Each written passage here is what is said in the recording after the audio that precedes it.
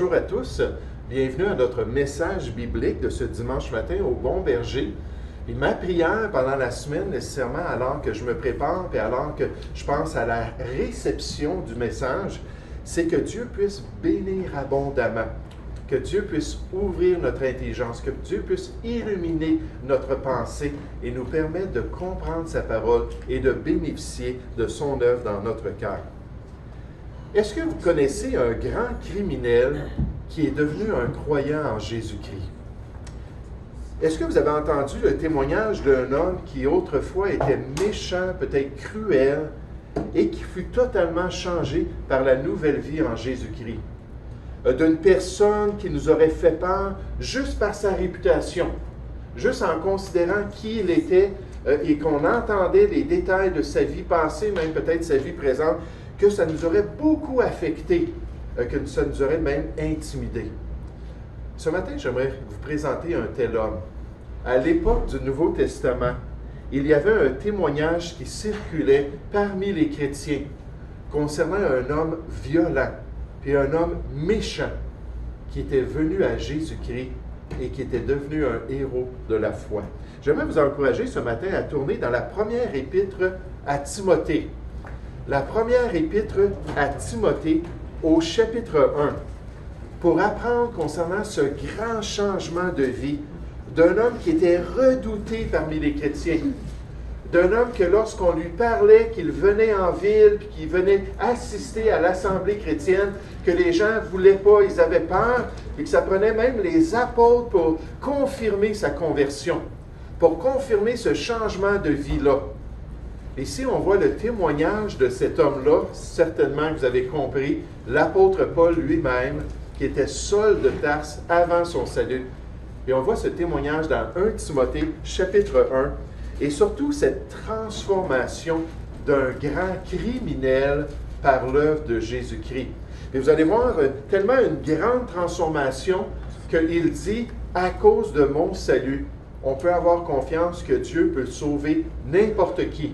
Si vous êtes ici ce matin et que vous n'avez pas encore passé par Jésus-Christ, comme une personne me dit récemment, est-ce que Dieu pourrait sauver un grand pécheur comme moi?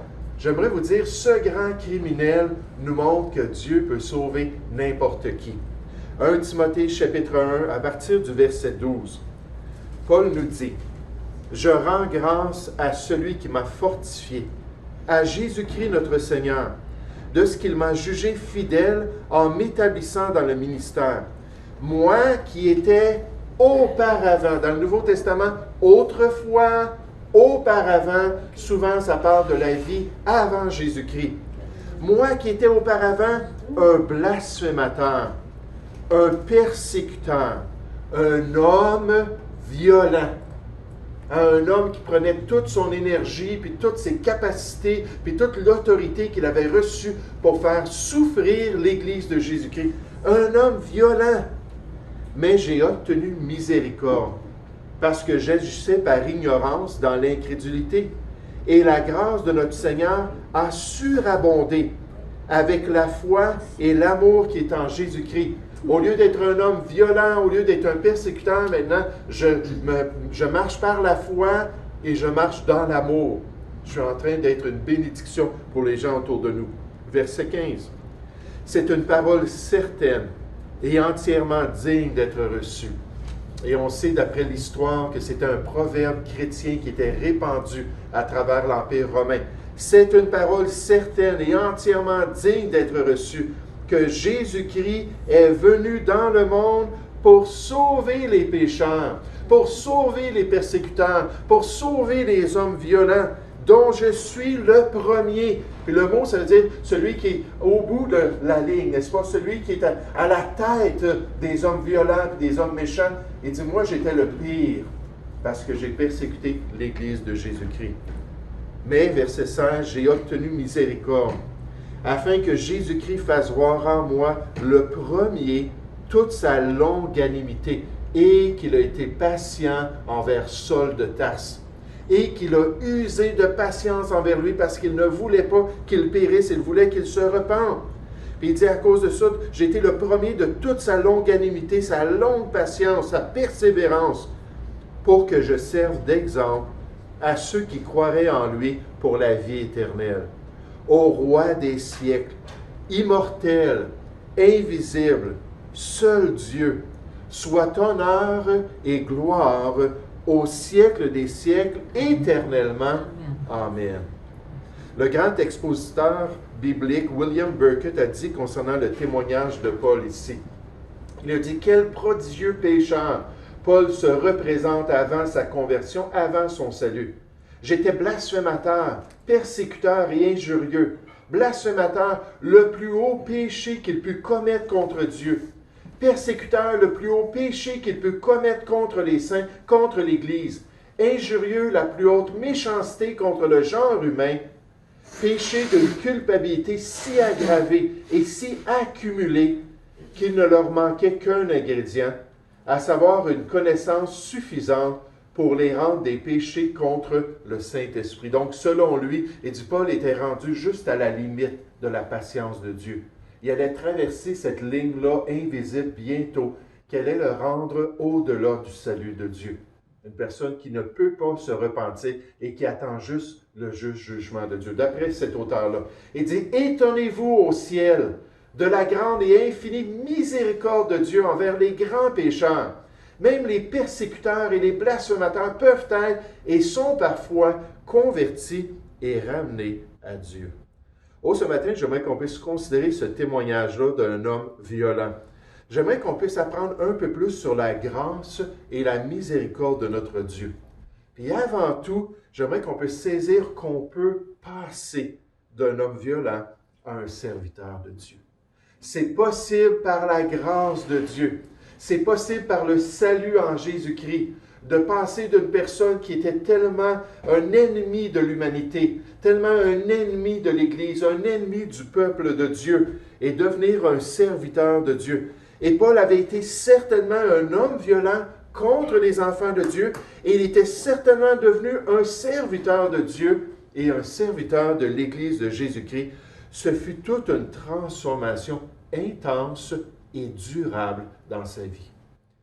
Et vous savez, c'est frappant comment le Saint-Esprit de Dieu a utilisé le témoignage des Écritures pour amener des grands sceptiques qui voulaient juste lire la Bible, qui voulaient juste l'examiner, qui cherchaient à la contrarier, puis la réfuter, puis démontrer que le christianisme n'avait aucun fondement solide pour leur croyance. Puis de voir ce témoignage-là de Saul de Tarse, qui est devenu le grand apôtre Paul, puis que Dieu lui-même a touché leur cœur pour qu'ils voient cet exemple-là et se tournent vers la grâce de Dieu. On a toutes sortes d'exemples dans l'histoire, toutes sortes de personnages qui ont vu cela, qui ont vu une transformation intense, qui ont vu une confirmation d'une personne qui était tellement méchant et qui est devenue tellement un bénéfice dans l'œuvre de Dieu. Une grande bénédiction pour les enfants de Dieu. Paul en parle régulièrement dans les Écritures. Il dit, c'est ce que j'ai fait à Jérusalem. J'ai jeté en prison plusieurs des saints des chrétiens, ayant reçu ce pouvoir des principaux sacrificateurs des autorités juives. Et quand on les mettait à mort comme Étienne, il était présent quand Étienne a été mis à mort, je joignais mon suffrage, je disais, oui, il mérite la mort. Il a blasphémé Moïse, il a blasphémé Dieu, qu'il meure à cause de son blasphème. Je joignais mon suffrage à celui des autres. Je les ai souvent châtiés dans toutes les synagogues, les croyants, et je les ai forcés à blasphémer en les faisant souffrir. Dans mes excès de fureur contre eux, je les persécutais même jusque dans des villes étrangères, alors que Paul était le bulldog du judaïsme pour détruire l'œuvre de Dieu, alors qu'il allait partout pour essayer de renverser l'Église chrétienne. Je persécutais à outrance et je ravageais l'Église de Dieu. Et j'étais plus avancé dans le judaïsme que beaucoup de ceux de mon âge et de ma nation, étant animés d'un zèle excessif. Vous savez, c'est bon d'avoir du zèle, la Bible dit, pour ce qui est bien. Mais quand quelqu'un a un zèle amer, un esprit de dispute, quand quelqu'un a un cœur qui est mauvais et qu'il est zélé dans la mauvaise voie, ça peut être destructeur. Et c'était ça, Saul de Tarse. Il dit, dans mon zèle excessif pour la tradition de mes pères, voici comment j'ai agi. Regardez dans notre texte ce matin comment il confirme qu'il était un homme répréhensible devant Dieu. Au verset 12. Il dit, je rends grâce à celui qui me fortifie. Je remercie le Seigneur, à Jésus-Christ notre Seigneur, de ce qu'il m'a jugé fidèle en m'établissant dans le ministère. Juste en passant dans 2 Corinthiens 4 au verset 1, Paul dit que d'être dans le ministère, c'est seulement par la miséricorde de Dieu. N'importe qui a un service chrétien, n'importe qui peut être là dans l'œuvre de Dieu puis accomplir des choses pour Jésus-Christ, c'est par la miséricorde de Dieu. On ne le mérite pas. Je ne suis pas un tueur, je suis un pasteur, mais je ne suis pas un tueur, je n'ai jamais tué personne. Je n'ai jamais fait de grands crimes comme l'apôtre Paul. Je me moquais du christianisme et certainement que je ne ravageais pas l'Église de Jésus-Christ. Si je suis dans le ministère et n'importe qui l'est, c'est par la miséricorde de Dieu. Dieu ne m'a pas donné ce que je méritais. Il me permet de le servir. Puis donc ici, il dit, je suis dans le ministère, mais verset 13, moi qui étais auparavant un blasphémateur contre Dieu, un persécuteur contre les chrétiens, un homme violent contre l'humanité. Mais j'ai obtenu miséricorde, parce que j'agissais par ignorance dans l'incrédulité, jusqu'à ce que Jésus-Christ vienne me confronter et me permettre de comprendre le salut en Jésus-Christ. Il dit, et la grâce de notre Seigneur a surabondé. Quand ses péchés étaient tellement abondants, la grâce a surabondé. Elle s'est manifestée encore plus grande que ce qu'il avait fait contre Dieu avec la foi et l'amour qui est en Jésus-Christ. Vous savez, quand je pensais à ça, ça me rappelait un agent du KGB. Il y a bien des années de cela. Il faisait partie d'une unité de l'armée rouge dans l'URSS qui avait comme objectif de trouver les églises clandestines dans le but de saisir les Bibles. Ça, c'était à peu près les instructions qu'on leur donnait. Vous allez trouver ces églises-là, vous allez avoir des espions dans toutes les villes du pays. Puis l'URSS, c'était immense. Puis là, on va vous appeler et vous dire, oui, il y a des groupes de croyants qui viennent dans cette maison-là, le dimanche matin ou samedi ou peu importe. Puis il dit, là, vous allez rentrer dans la maison, vous allez saisir les Bibles. Puis là, les autorités disaient, ce que vous faites avec les croyants, ça ne nous dérange pas. Ah! Sergi, c'était son nom. Et qu'il était content d'entendre ça. Donc, il va, puis il commence à rentrer dans les maisons, saisir les Bibles, puis voir c'était qui dirigeait les chants, rentrer, puis voir c'était qui était en avant, peut-être le pasteur. Là, non seulement saisir leur Bible, mais en profiter, c'était tous des jeunes hommes. Et des jeunes hommes, la plupart étaient formés comme boxeurs, comme pugilistes. Donc, ils étaient en train de s'entraîner pour les Olympiques. C'était une unité redoutable. Puis là, ils en profitaient, les hommes, les enfants, les femmes, puis ils battaient les chrétiens. Puis il avait beaucoup de plaisir à le faire. Ensuite, il les jetait en prison. Et plus qu'un chrétien résistait, plus qu'il était malmené, mais même envers ceux qui étaient des vieillards, envers les personnes qui étaient plus dociles, ils en profitaient comme une vieille dame qui l'avait vraiment malmené. Puis plus qu'il la malmenait, elle dit, je prie pour toi. Elle dit, Jésus t'aime et il veut ton salut. Et le témoignage de cette femme-là, c'est finalement ce qui a brisé le cœur de Sergi. Et finalement, Sergi s'est inscrit dans la marine russe.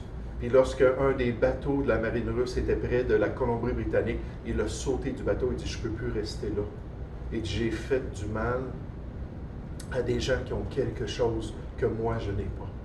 Puis il a nagé jusqu'en Colombie-Britannique. Il a demandé de devenir un réfugié politique. Et alors qu'il était au Canada, quelqu'un lui a partagé l'Évangile et il a été sauvé. Mais quel témoignage extraordinaire! Il a écrit un livre qui s'appelle « Pardonne-moi, Natacha ». On l'a dans notre présentoir, mais je suis allé, quelqu'un l'a pris. Malheureusement, il ne l'a pas inscrit. On a un pad où il faut inscrire, comme ça on sait où se trouvent les différents livres. Mais il a écrit ce livre-là parce que Natacha, c'est une jeune dame de 18 ans que lors de son baptême, lorsqu'elle est descendue dans l'eau pour témoigner de Jésus-Christ, il est arrivé avec son unité, puis ils l'ont saisi, puis ils l'ont emmené dans un camion, ils l'ont paradé nue à travers la ville, puis finalement elle a été mise dans une prison où les gardes et les prisonniers l'ont abusée jusqu'à ce qu'elle meure. Puis il a dit, ça c'est de ma faute. C'est moi qui ai dit le OK à l'unité. Puis il a écrit un livre pour rendre témoignage de sa foi, mais témoignage de comment il a été méchant, comment il a été terrible envers les gens. Mais le passage de la vie d'un homme qui est violent, un serviteur de Dieu, c'est possible en Jésus-Christ. Oui, mais ça fait des années que j'entends l'Évangile puis je ne suis pas sauvé. Tu peux être sauvé aujourd'hui. C'est aujourd'hui le jour du salut. Oui, mais j'ai tellement été méchant dans ma vie. C'est pas grave, tu n'as pas été aussi pire que l'apôtre Paul. Et l'apôtre Paul a été sauvé par la grâce de Dieu. Et quel témoignage extraordinaire. Maintenant, notre passage biblique confirme de même que ce témoignage-là, ou ce passage-là, est pour tous les êtres humains. Ce passage-là, cette nouvelle vie-là, est disponible pour tous. C'est possible pour tous les humains d'expérimenter un changement de vie en Jésus-Christ.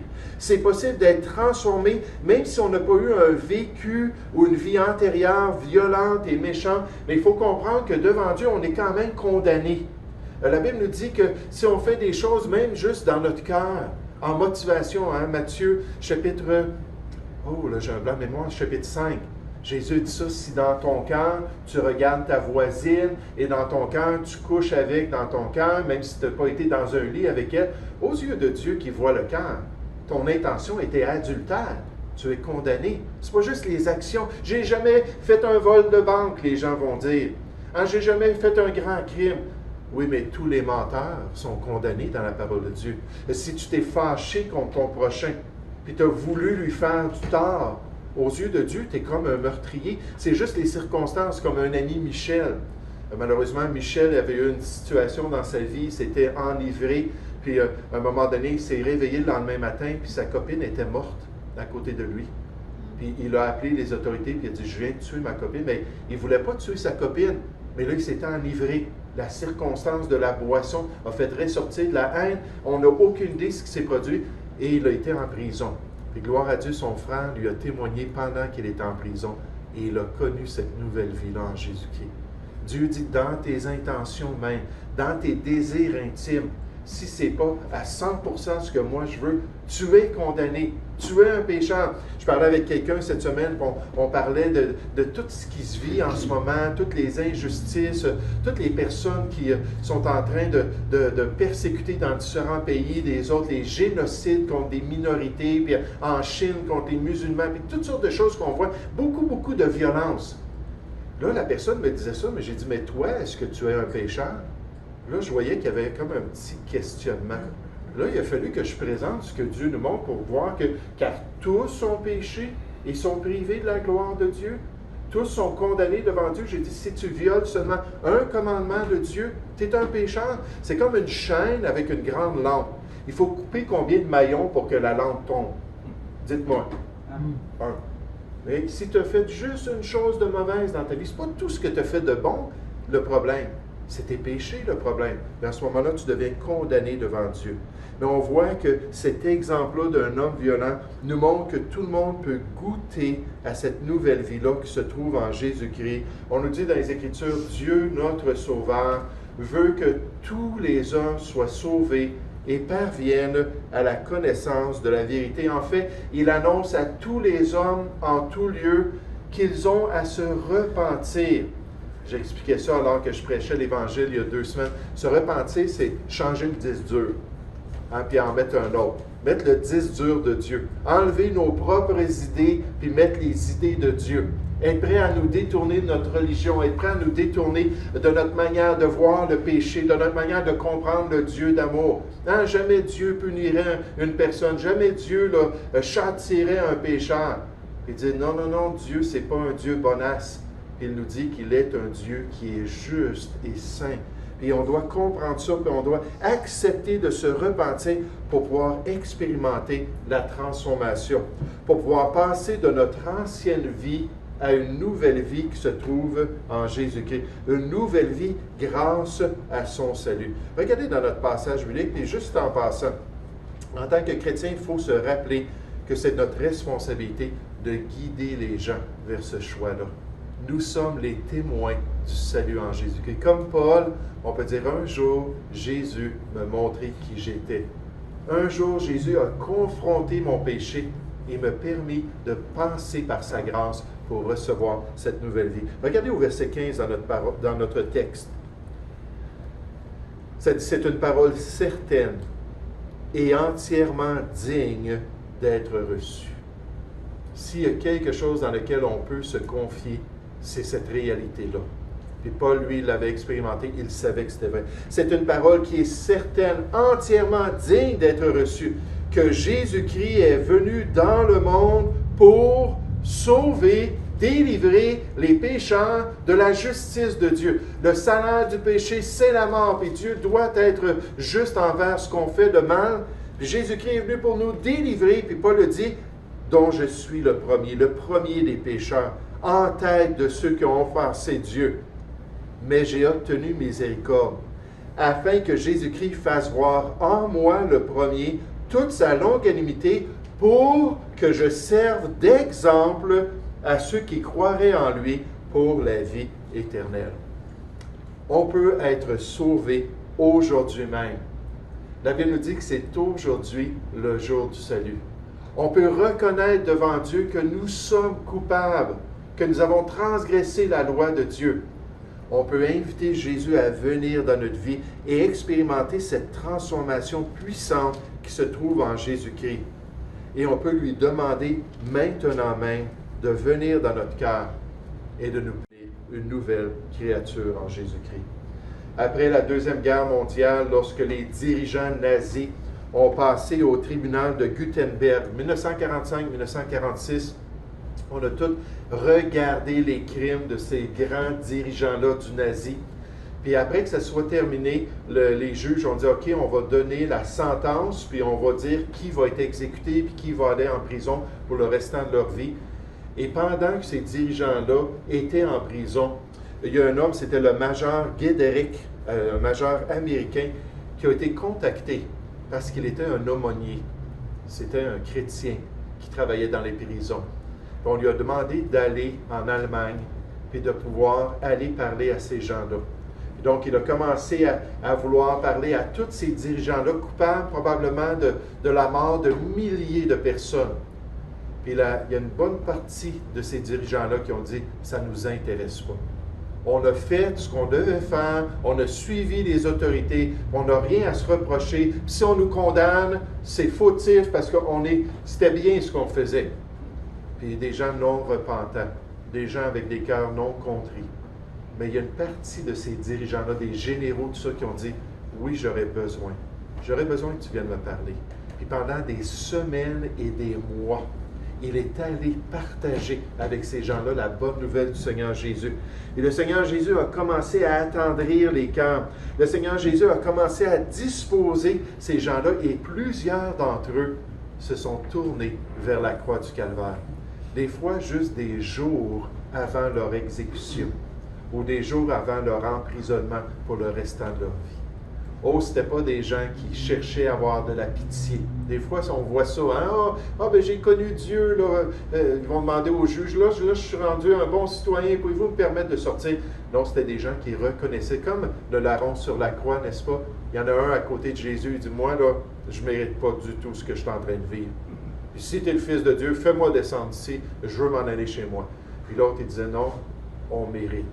C'est justice pour nous, parce que nous sommes les criminels.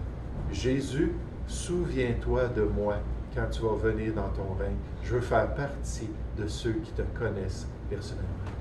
Jésus lui a fait la promesse, aujourd'hui même, tu seras avec moi dans le paradis, parce que tu as fait le bon choix.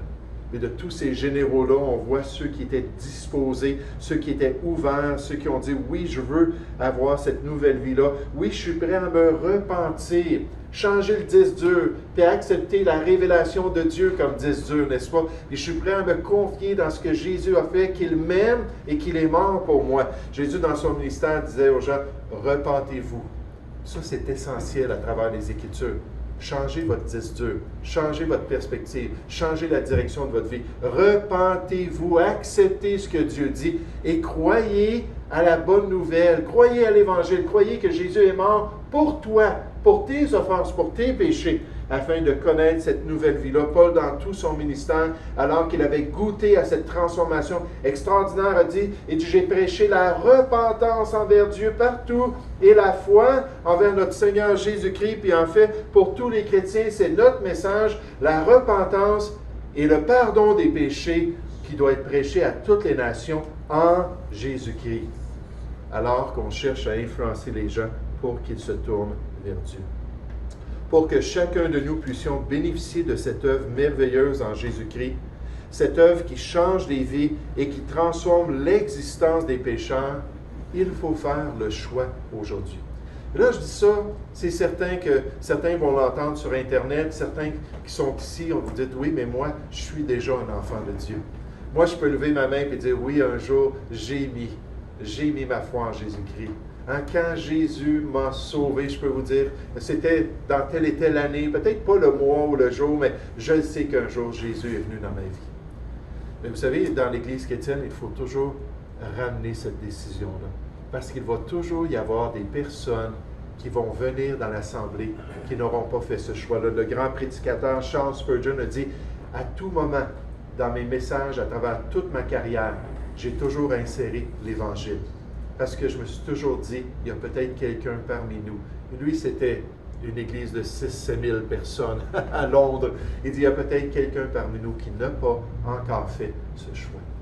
Puis si c'est le cas pour nous, on peut juste se réjouir avec Paul, n'est-ce pas? Je rends grâce, je remercie, je me réjouis en mon Sauveur. Puis tout ce processus-là, c'est vraiment pour la gloire de Dieu, de notre Dieu Sauveur. Pour la gloire de celui qui s'est manifesté dans notre vie, pour son honneur suprême, pour qu'il soit de plus en plus adoré et vénéré par les chrétiens, par l'Église de Jésus-Christ, pour que ceux et celles qui ont expérimenté un tel changement puissent proclamer son nom partout, proclamer son si grand salut. Dans les Écritures, on nous dit en tant que chrétiens, Dieu nous a sauvés afin que nous servions à la louange de sa gloire. Nous qui d'avance avons espéré en Christ pour la rédemption de ceux que Dieu s'est acquis par notre salut, à la louange de sa gloire, de la splendeur, de la gloire de l'Évangile de Christ, les Écritures nous disent. Ce salut si extraordinaire qu'on va célébrer pendant toute l'éternité. Dans le chapitre 2, Paul dit, « Il nous a ressuscités ensemble, il nous a fait asseoir ensemble dans les lieux célestes, en Jésus-Christ, dans la pensée de Dieu. On est unis au corps de Christ, dans la gloire, à la droite de Dieu, afin de montrer dans les siècles à venir l'infinie richesse de sa grâce par sa bonté envers nous en Jésus-Christ. » Et titre 3 nous dit que cette bonté-là, au verset 4, a été manifestée dans notre salut. L'amour que Dieu a eu pour nous, sa bonté qu'il a eue de nous attirer à Christ et de nous permettre de comprendre l'Évangile. Regardez dans notre texte, pour terminer ce matin, au verset 15, Paul dit ce proverbe chrétien-là, c'est une parole certaine et entièrement digne d'être reçue, que Jésus-Christ est venu dans le monde pour sauver les pécheurs, dont je suis le premier. Mais j'ai obtenu miséricorde afin que Jésus-Christ fasse voir en moi, le premier, toute sa longanimité, pour que je serve d'exemple à ceux qui croiraient en lui pour la vie éternelle, pour que ça puisse les encourager à se confier en Jésus-Christ, ça puisse les encourager à invoquer son nom. Invoquer, ça veut dire prier de tout cœur. Quiconque invoquera le nom du Seigneur sera sauvé. C'est ce que j'ai fait à l'âge de 21 ans, alors qu'un pasteur me montrait la vérité. Moi qui étais un athée, qui n'avait jamais vraiment compris ces vérités-là. Là, il m'a montré ça, puis j'ai invoqué, j'ai dit, oui Jésus, viens dans ma vie. Oui Jésus, prends mes péchés. Oui Jésus, donne-moi ton pardon parfait. Puis ma vie a été transformée. Mais ce n'est pas juste pour être un exemple. Remarquez l'objectif au verset 17. On nous dit, ô roi des siècles, immortel, invisible, seul Dieu, soit honneur et gloire. Paul a dit, j'étais un homme violent, j'ai été sauvé, j'étais un persécuteur, un blasphémateur, j'ai été pardonné. À lui soit la gloire. À lui soit tout l'honneur au siècle des siècles. Et depuis 2000 ans, l'apôtre Paul est dans la gloire auprès de son Seigneur. Puis il ne cesse de dire, merci Seigneur, gloire à toi de m'avoir sauvé. Merci pour ce que tu as fait dans ma vie. Et comme on devrait avoir de la joie d'entendre les témoignages, comme on devrait avoir de la joie de voir l'œuvre de Dieu, comme on devrait avoir de la joie d'entendre qu'une personne a été touchée par l'Esprit de Dieu et est venue à la grâce de Dieu en Jésus-Christ. J'aimerais vous dire, il y a de la joie dans les cieux et dans la présence de Dieu. On devrait être joyeux. Ce matin, est-ce qu'on a passé par ce changement de vie en Jésus-Christ? Est-ce que nous-mêmes, on a cru en lui? De tout cœur, pas croire en Jésus, c'est un personnage historique, il est mort sur la croix. Non, il est mort pour moi. Il a été jugé pour moi. Et je méritais son jugement. C'est lui qui l'a subi. Il est mon substitut. Viens dans ma vie, Jésus. Donne-moi ce pardon. Est-ce que maintenant, on est prêt à le célébrer inlassablement sur cette terre? On nous dit dans la gloire nécessairement que ça va être la réalité et toutes les créatures qui sont dans le ciel et sur la terre et sous la terre et sur la mer en face de l'œuvre de Dieu et de Jésus-Christ et tout ce qui s'y trouve, je les entendais qui disaient à celui qui est assis sur le trône et à l'agneau, soit la louange, l'honneur, la gloire, la force au siècle des siècles. Et il y a une joie, puis il y a une orchestre, puis il y a une chorale céleste qui loue la personne de Dieu. Puis il loue nécessairement le salut qu'il a accompli en Jésus-Christ. Et est-ce qu'on va faire partie ici-bas de ceux qui vont rendre témoignage de cette œuvre que Jésus a accomplie dans notre vie? Qu'allons nous réunir ensemble pour chanter ses louanges, pour exalter son nom, pour toujours se réjouir dans celui qui est venu dans notre vie et qui nous a donné la paix avec Dieu. Oh, que le Seigneur nous aide à toujours garder le pardon de nos péchés à l'esprit pour qu'on puisse toujours se réjouir dans l'œuvre qu'il a accomplie en nous. Nous allons prier ensemble. Oui, Père Céleste, je veux te remercier, je veux te louer ce matin pour ton peuple et pour l'attention qu'ils ont eue. Et Père, je veux vraiment, Père, te louer pour cette œuvre extraordinaire.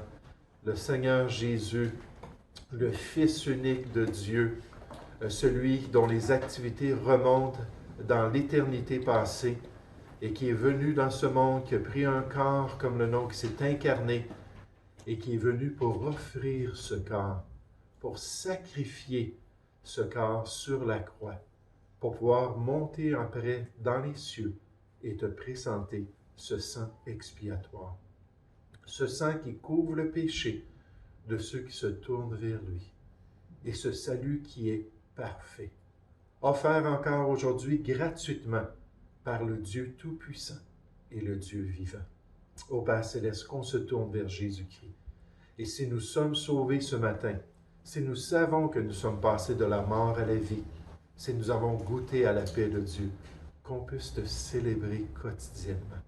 Oh, que ça soit la joie de notre cœur, de savoir maintenant qu'on fait partie de ta bergerie, que Jésus est notre bon berger et qu'il va nous accompagner tous les jours jusqu'à la fin du monde. Gloire au Seigneur Jésus. Amen.